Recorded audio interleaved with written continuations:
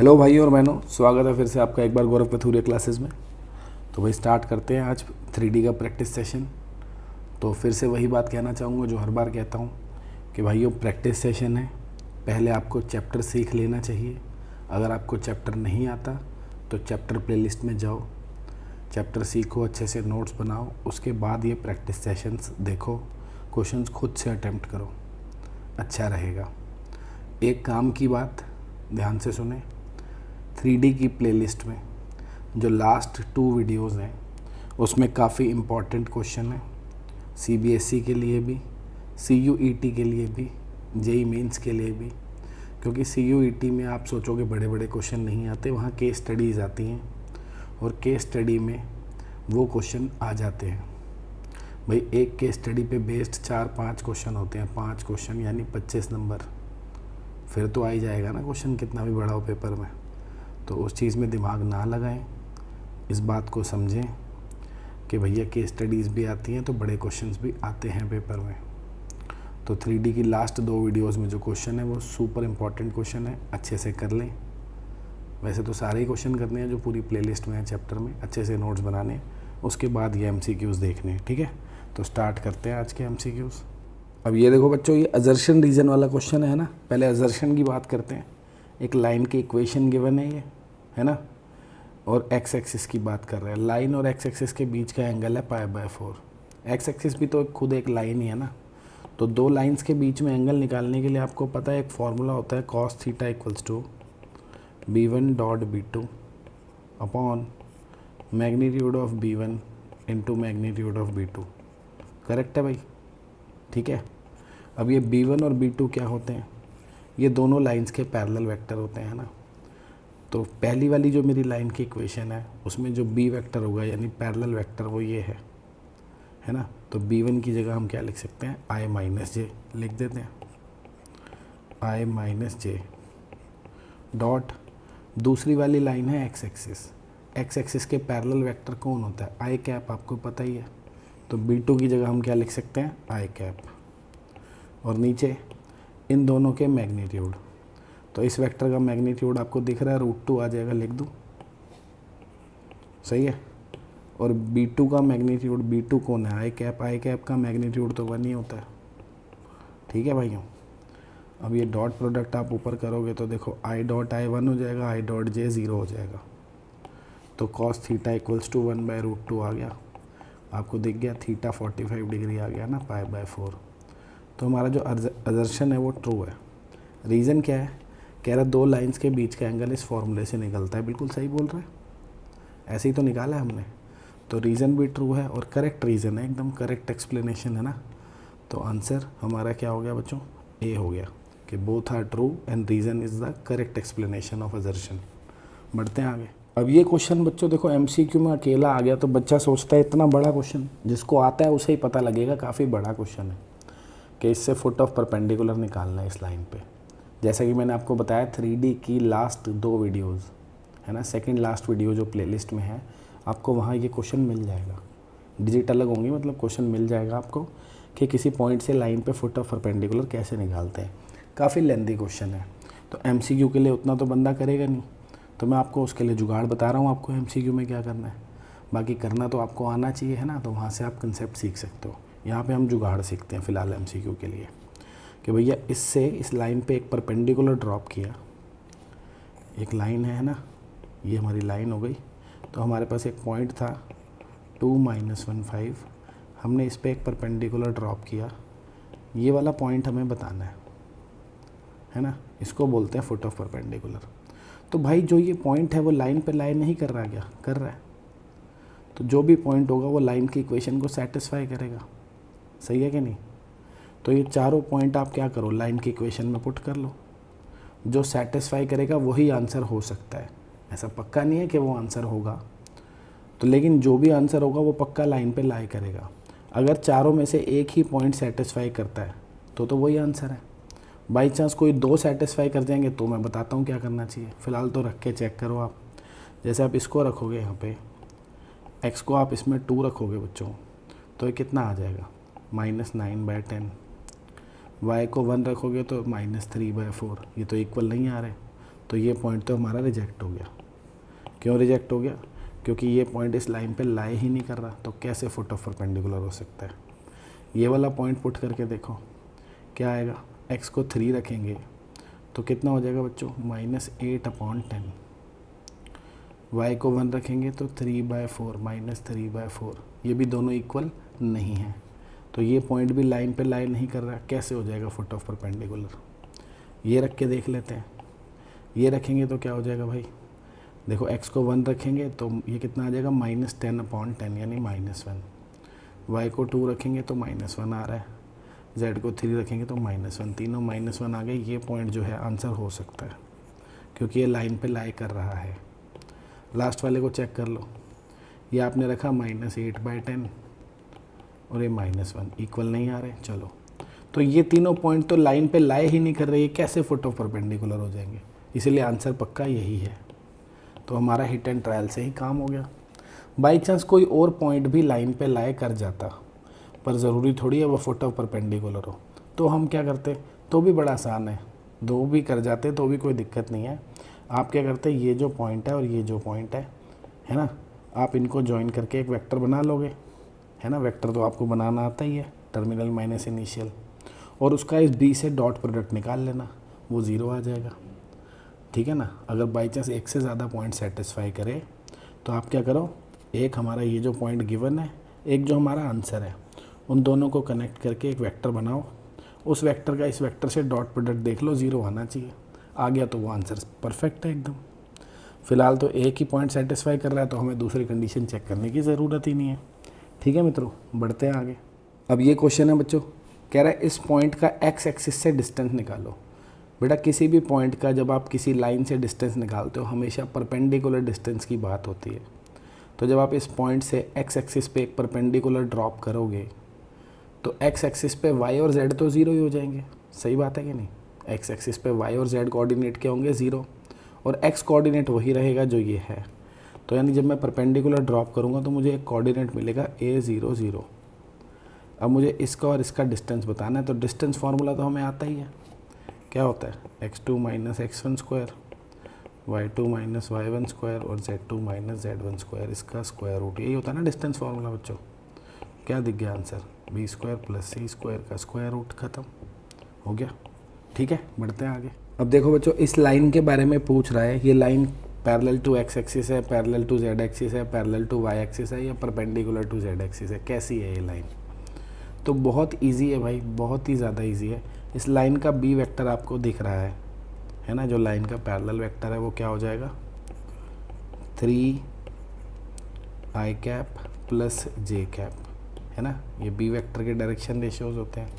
बस आप इस b वेक्टर को देख लो, इसमें से कौन सी कंडीशन को सेटिस्फाई कर रहा है। क्या ये वेक्टर एक्स एक्सिस के पैरेलल है? अगर ये एक्स एक्सिस के पैरेलल होगा बच्चों, तो इसका जो क्रॉस प्रोडक्ट होगा i के साथ क्या होना चाहिए? 0। नहीं आ रहा 0, i के साथ क्रॉस प्रोडक्ट 0 नहीं आ रहा। पहला ऑप्शन तो गलत हो गया। फिर क्या रहा है? ये पैरेलल टू y एक्सिस है। अगर y के पैरेलल होगा तो j के साथ क्रॉस क्या आएगा? 0, नहीं आ रहा 0, तो ये बात भी गलत हो गई। पैरेलल टू z एक्सिस है तो k के साथ क्रॉस 0 आना चाहिए। क्या k के साथ क्रॉस 0 आ रहा है? k के साथ भी क्रॉस 0 नहीं आ रहा, तो ये बात भी गलत हो गई। तो मतलब यही सही है, चेक कर लो, करना है तो वैसे तो ये सही है। Perpendicular to z axis, perpendicular है, z एक्सिस मतलब k कैप, परपेंडिकुलर में डॉट प्रोडक्ट 0 होता है। तो क्या k कैप के साथ इसका डॉट प्रोडक्ट 0 है? हाँ 0 तो है। i डॉट k भी 0 हो जाएगा, j डॉट k भी 0 हो जाएगा। सही है, तो आंसर डी करेक्ट हो गया। ठीक है, बढ़ते हैं आगे। अब देखो बच्चों, ये क्या कह रहा है? ये एक लाइन है, इसका y एक्सिस से हमें शॉर्टेस्ट डिस्टेंस बताना है ना। तो y एक्सिस भी तो खुद एक लाइन है, तो हम उस लाइन की इक्वेशन लिख लेते हैं, इक्वेशन ऑफ y एक्सिस। किसी भी लाइन की इक्वेशन लिखने के लिए बच्चों एक फार्मूला होता है, x - x1/a, y - y1/b और z - z1/c होता है। जहाँ पे x1 y1 z1 क्या होता है? एक पॉइंट होता है जो लाइन पे लाई कर रहा है, या लाइन जिससे पास कर रही है। अब y एक्सिस आपको पता है ओरिजिन से पास करता है, तो x1 y1 z1 की जगह मैं 0 ले सकता हूँ, ले लेता हूँ। तो x - 0, y - 0, z - 0। अब a b c क्या होते हैं? इस लाइन के पैरेलल कोई वेक्टर होना चाहिए, उसके डायरेक्शन रेशो। वाई एक्सिस के पैरेलल बेटा जे कैप होता है कि नहीं होता, तो जे कैप के खुद के डायरेक्शन रेशो क्या है, 0 1 1 ही होंगे ना भाई। जे कैप है तो आई तो है नहीं ना, मतलब 0 आई कैप हो गया, के भी नहीं है तो 0 के कैप। ये एक ऐसा वेक्टर है जो वाई एक्सिस के पैरेलल है, सही बात है ना। तो ए बी सी क्या होते हैं, पैरेलल वेक्टर के डायरेक्शन रेशो। तो ए बी सी की जगह मैं 0 1 0 लिख सकता हूँ, लिख देता हूँ 0 1 0, सही है। ये बच्चों क्या चीज़ बन गई हमारी, ये बन गई equation of y axis. Y axis की इक्वेशन है, क्या हो गई 3D में वाई एक्सिस की इक्वेशन, x/0 y/1 z/0, ठीक है। चाहो तो ऐसे भी देख सकते हो, स्टैंडर्ड फॉर्म तो यही है ना। अब हमें शॉर्टेस्ट डिस्टेंस निकालना है इन दोनों लाइंस के बीच में। शॉर्टेस्ट डिस्टेंस का फॉर्मूला होता है बच्चों a2 minus a1 dot b1 cross b2 upon magnitude of b1 cross b2, होता है ना। दो स्क्यू लाइंस के बीच का डिस्टेंस निकालने का फॉर्मूला होता है कि नहीं। अब ये स्क्यू है, मुझे कैसे पता है भाई, ये पैरेलल तो है ही नहीं, इनके बी वेक्टर बिल्कुल अलग है। देखो ये जो इस लाइन का बी वेक्टर है और इस लाइन का बी वेक्टर है वो प्रोपोर्शनल थोड़ी है, तो पैरेलल थोड़ी हुई, इसलिए पता है स्क्यू है ना। अब निकाल लेता हूँ डिस्टेंस। तो a2 और a1 क्या है बच्चों, यहाँ पे a2 और a1 क्या है, इन लाइंस पे पॉइंट है ना। जैसे इस लाइन पे एक पॉइंट है 0 0 0, उसको मैं a2 वेक्टर बोल सकता हूँ। a2 वेक्टर क्या हो गया 0 0 0, तो ये तो 0 ही हो गया, 0 वेक्टर है ना। a1 वेक्टर क्या हो गया, ये जो इस लाइन पे एक पॉइंट है, x कोऑर्डिनेट 3 y 0 z भी 0 हो गया, तो 3 आई कैप हो गया। और b1 वेक्टर क्या है बच्चों, इस लाइन का पैरेलल वेक्टर, यानी 3 आई कैप माइनस 4 के कैप। और b2 वेक्टर क्या है बच्चों, इस लाइन का parallel vector which is J cap. अब हमें ये सब चाहिए। a2 minus a1, a2 minus a1 कितना दिख रहा है बच्चों, minus 3 i cap, minus 3 i cap dot b1 cross b2। इन दोनों का क्रॉस करूँगा बच्चों, आपको पता है आई क्रॉस जे क्या हो जाता है, के हो जाता है, तो 3 के कैप हो गया। फिर के क्रॉस जे क्या होता है, के क्रॉस जे इज़ माइनस आई, तो प्लस हो जाएगा ना ये, तो हो गया प्लस 4 आई कैप। और डिनोमिनेटर में क्या आता है बच्चों, b1 क्रॉस b2 का मैग्नीट्यूड, ये रहा b1 क्रॉस b2, इसका मैग्नीट्यूड क्या दिख रहा है आपको, √3² प्लस 4² 5 हो गया कि नहीं हो गया। इक्वल्स टू क्या आ जाएगा भाई, देखो इसका डॉट करूँगा, आपको पता है आई डॉट के 0 होता है और आई डॉट आई क्या हो जाता है 1, 3 × 4 हो जाएगा 12, माइनस 12/5, मॉडुलस है पॉजिटिव हो जाएगा, तो आंसर हो गया हमारा ए। ठीक है, आगे बढ़ते हैं। अब बच्चे सोचते हैं पॉइंट रखना भी टाइम कंज्यूमिंग है। अरे भाई पूरा पूरा आपको पुट ही नहीं करना पड़ेगा। देखो आपको दिखाता हूँ, जैसे आपने ये x और y, सिर्फ x और y पहले एक इक्वेशन में रखो, आप सेटिस्फाई नहीं करेंगे, देख के रख लो। देखो रखोगे आप यहाँ पे x की जगह 1/3, तो 1/3 + 1 कितना हो जाएगा 4/3, 4/9 हो गया। y की जगह -1/3 रखोगे तो 9 - 1 8, 8/15 आ जाएगा। दोनों इक्वल नहीं आ रहे, तो ये वाला पॉइंट तो इस लाइन को ही सेटिस्फाई नहीं कर रहा, दूसरी को क्यों चेक करूँ मैं। ऐसे आप इसको पुट करो, देखो x की जगह आपने 1/3 रखा तो 4/3 यानी 4/9 आ गया। y की जगह भी 1/3 रखा तो 3 3 कितना हो गया 9 + 1 10, 10/15 आ गया। इक्वल नहीं आ रहे, ये भी नहीं कर रहा है सेटिस्फाई, ये दो तो डेड हो गए है ना। अब 1/2 1/2 रखूँगा, वैसे ही दिख रहा है इक्वल नहीं आएगा, पूछो क्यों भाई। ये 1/2 + 1 है, ये 1/2 + 3 है, नीचे वैल्यू अलग है, कहाँ सेम आ जाएगा, है ना। दोनों वैल्यू सेम डालूंगा तो सेम कैसे आ जाएगा, आप डाल के देख लो, इसको पुट करके देख लेते हैं। अब जब ये तीनों कर रही थे तो आंसर तो यही सही होगा, फिर भी तसल्ली करनी है तो कर लो पुट। देखो 1/2 इसमें डाला तो कितना हो गया 3/2/3 यानी 1/2, -1/2 इसमें डाला तो कितना आ गया 3 - 1/2 5/2, 1/2 ही आ रहा है ना। और ये -3/2 इसमें डाला तो -7/14, ये भी 7/14 1/2 आ रहा है। ठीक है ना। तो एक से ही पता लग गया, क्योंकि एक ही ऐसा पॉइंट है जो एक इक्वेशन को सेटिस्फाई कर रहा है, बाकी कर ही नहीं रहे, तो दूसरी को भी यही करेगा, ऑब्वियस है। बाई चांस 2 पॉइंट होते जो इसको सेटिस्फाई कर जाते तो मैं दोनों को इसमें भी पुट करके देखता, जो इसे कर जाता वो आंसर होता। सही है, आगे बढ़ते हैं।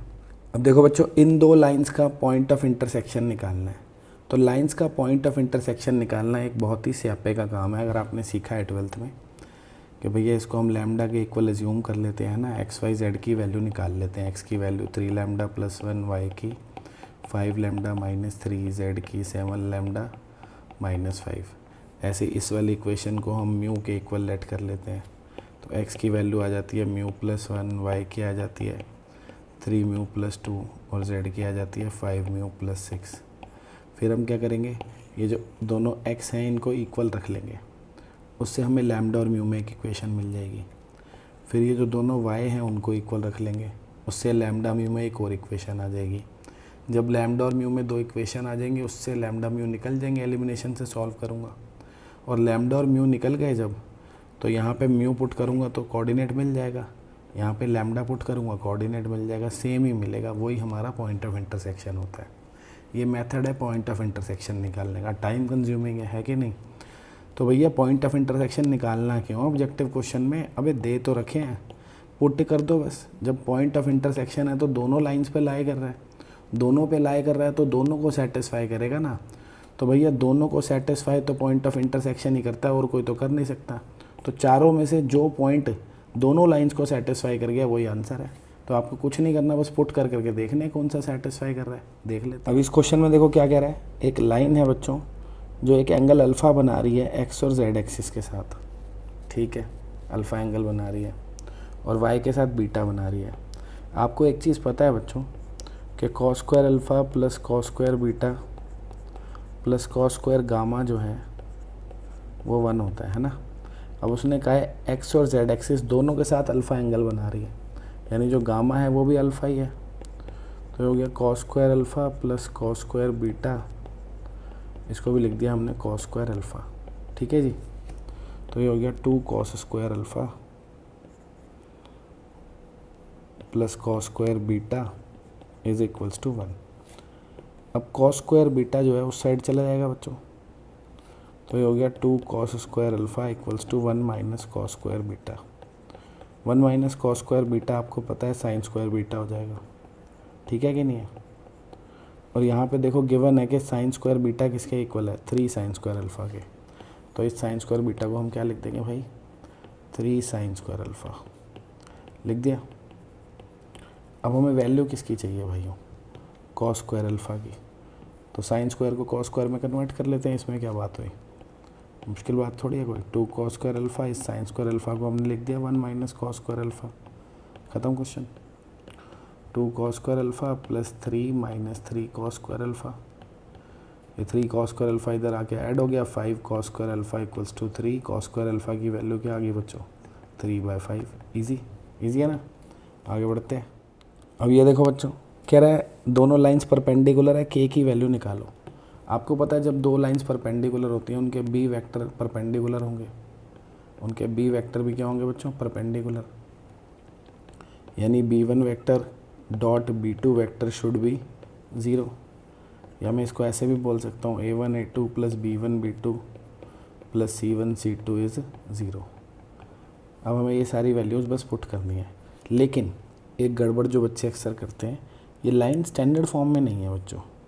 आपको पता है लाइन की इक्वेशन स्टैंडर्ड फॉर्म में तब होती है जब ऐसी लिखी हो, x minus x1 upon a, y minus y1 upon b, z minus z1 upon c। क्या ये इक्वेशन इस फॉर्म में लिखी हुई है? नहीं लिखी हुई। देखो इधर गड़बड़ है, देखो इधर 5 माइनस z है जबकि z माइनस 5 होना चाहिए था। ये तो चल जाएंगी भाई। इसको अगर मैं थोड़ा सा तोड़ मरोड़ के दोबारा से लिखूं, देखो थोड़ा सा इसका मेकअप कर देते हैं हम, है ना। इसको दोबारा से लिखते हैं तो x माइनस माइनस 3 ऐसे लिख सकता हूँ upon k minus 5, y minus 1 upon 1 तो ठीक है।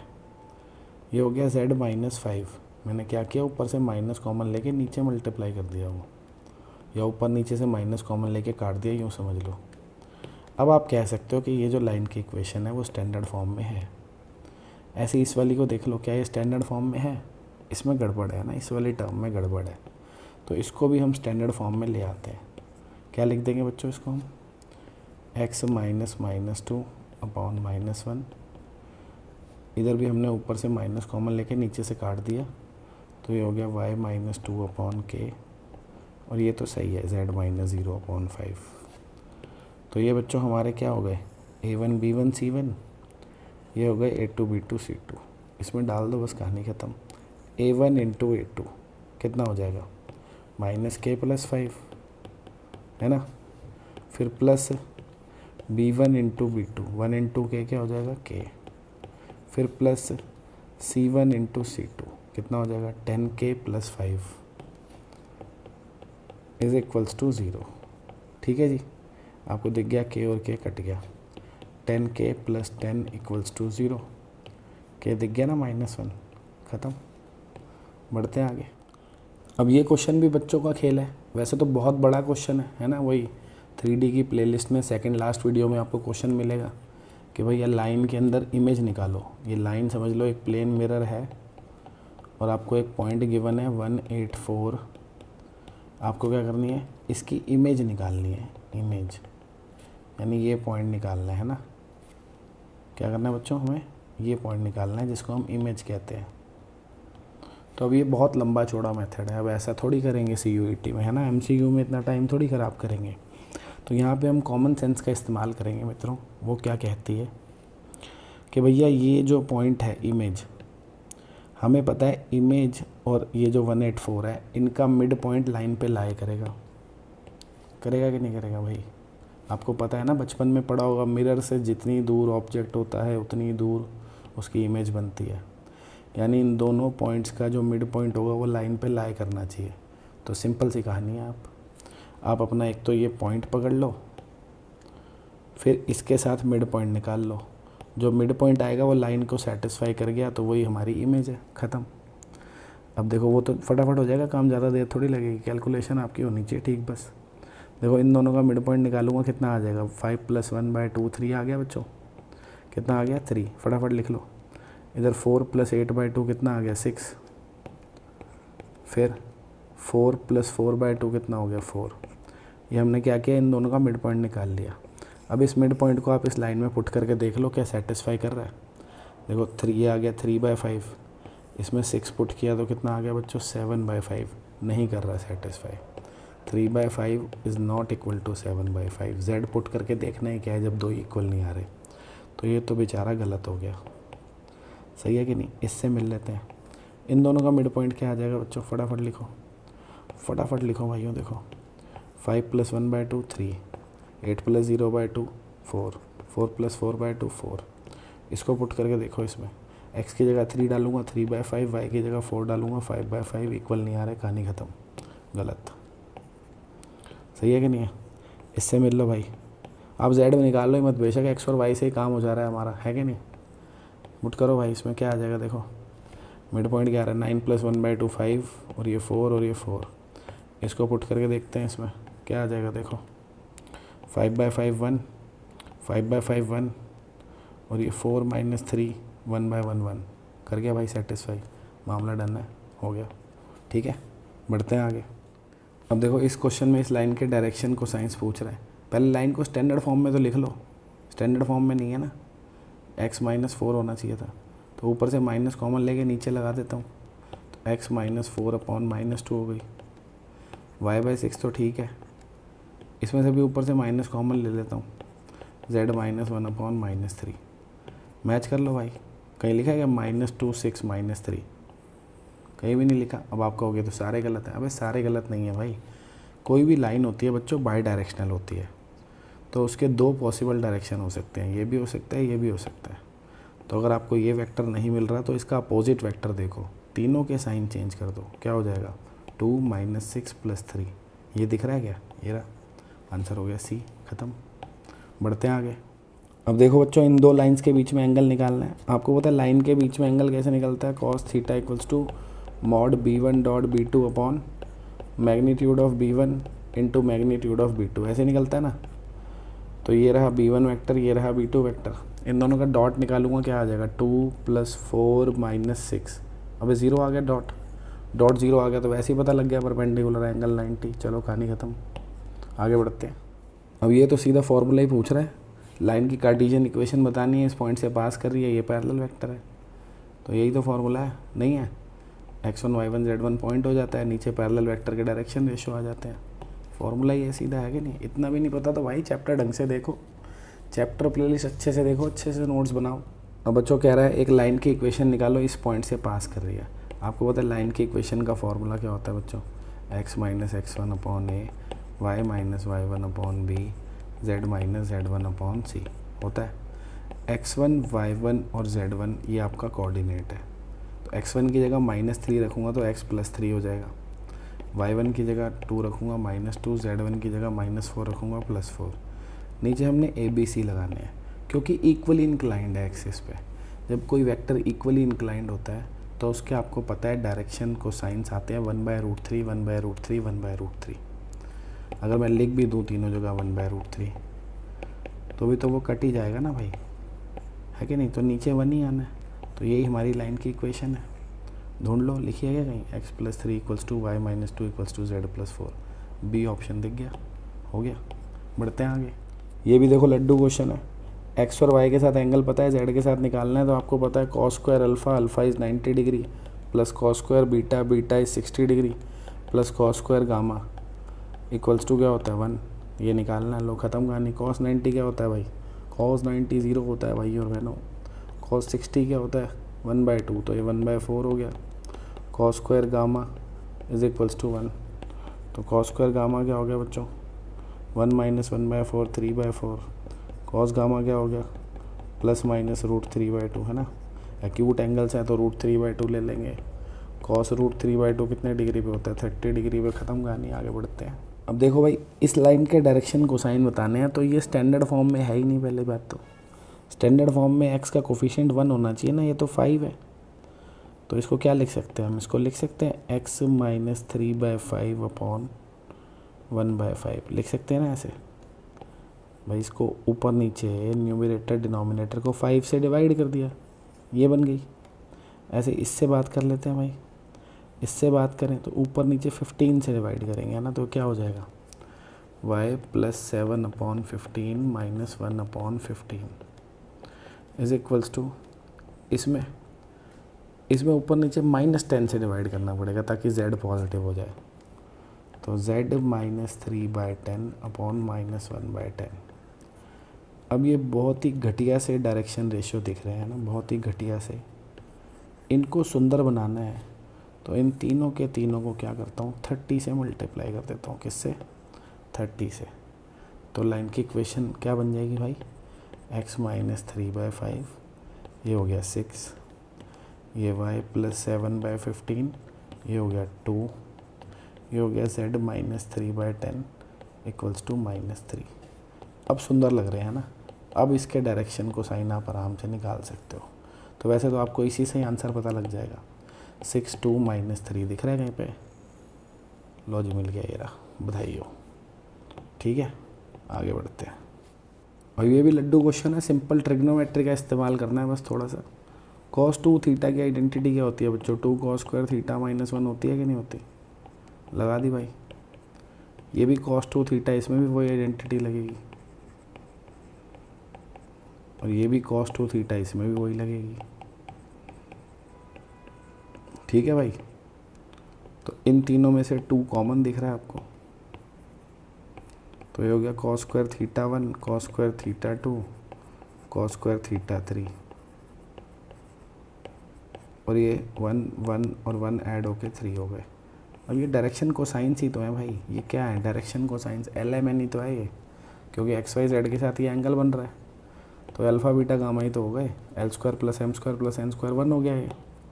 तो 2 × 1 - 3, आंसर इज -1। ख़त्म, आगे बढ़ते हैं। ऐसा क्वेश्चन आपको आज पहले भी कराया मैंने आज ही वीडियो में। कह रहा है इस पॉइंट का y एक्सिस से परपेंडिकुलर डिस्टेंस निकालना है। लेंथ ऑफ परपेंडिकुलर मतलब परपेंडिकुलर डिस्टेंस। तो जब बच्चों इससे मैं y एक्सिस पे परपेंडिकुलर डालूंगा तो जो कोऑर्डिनेट होगा उस पर x और z तो ज़ीरो ही होंगे। y एक्सिस पे x और z हमेशा क्या होते हैं? Zero.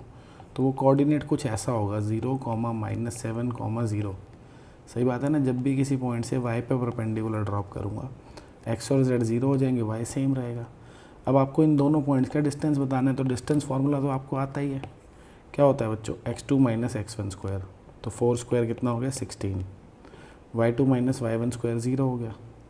Z2 minus Z1 square कितना हो गया 9, डिस्टेंस दिख गया 5, ख़त्म, बढ़ो आगे। ऐसा क्वेश्चन बच्चों मैं आपको वेक्टर में भी करा चुका हूँ, है ना, कि भैया एक्स कोऑर्डिनेट पता है, जेड कोऑर्डिनेट निकालो। वेक्टर के थ्रू कराया था, इस बार लाइन के थ्रू करा देता हूँ। देखो भाई 2 पॉइंट हैं, 2 पॉइंट से आप लाइन की इक्वेशन निकाल सकते हो। क्या फॉर्मूला होता है, x minus x1 upon x2 minus x1, y minus y1 upon y2 minus y1, z minus z1 upon z2 minus z1, होता है ना। बस पॉइंट पुट कर दो फटाफट से, क्या बन जाएगी equation, x minus 2/3, y minus 2y minus 1, z minus 1 minus 3, यही बनेगी ना भाई। भाई x1 y1 z1 की जगह मैंने ये डाल दिया, और नीचे x2 minus x1 y2 minus y1 z2 minus z1, 5 minus 2 3, 1 minus 2 minus 1 minus 2 minus 1 minus 3, simple. अब आपको क्या दिया हुआ है, x कोऑर्डिनेट 4 दिया हुआ है, तो x को 4 डाल दो ना यहाँ पे, x को 4 डालो, y और z पता लग जाएंगे, जो भी बताना है बता देना भाई। x को क्या करो, इसमें 4 डाल दो, बस ख़त्म। यहाँ पे x की जगह 4 लिखूँगा, कितना हो जाएगा 2/3 equals to y minus 2/-1 equals to z minus 1/-3। अब उसने कौन सा कोऑर्डिनेट पूछा है, z, तो z को इसके इक्वल रख लो, है ना, 3 कट जाएगा, z माइनस 1 इक्वल्स टू -2 हो गया, z minus 1 equals to -2, z equals to -1, लो जी, होगी कहानी ख़त्म। आगे बढ़ते हैं। अब ये तो लड्डू क्वेश्चन है, डायरेक्शन को साइन बताने हैं लाइन के, है ना।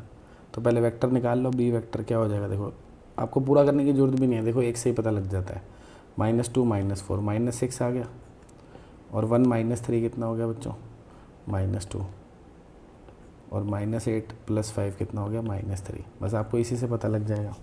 ये डायरेक्शन रेशियो है, तो ये तो आंसर हो नहीं सकता, ये भी नहीं हो सकता, है ना, ये तो गड़बड़ होगी भैया। हमारे तो तीनों नेगेटिव आ रहे हैं, अच्छा इसमें तीनों नेगेटिव है ना, ये मैंने लाल लाल लाइनें डाल दी तो दिख नहीं रहा, तो सी आंसर हो गया, ठीक है। मैं कह रहा किसी में भी तीनों नेगेटिव तो दिख नहीं रहे, ठीक है भाई, बढ़ते हैं आगे।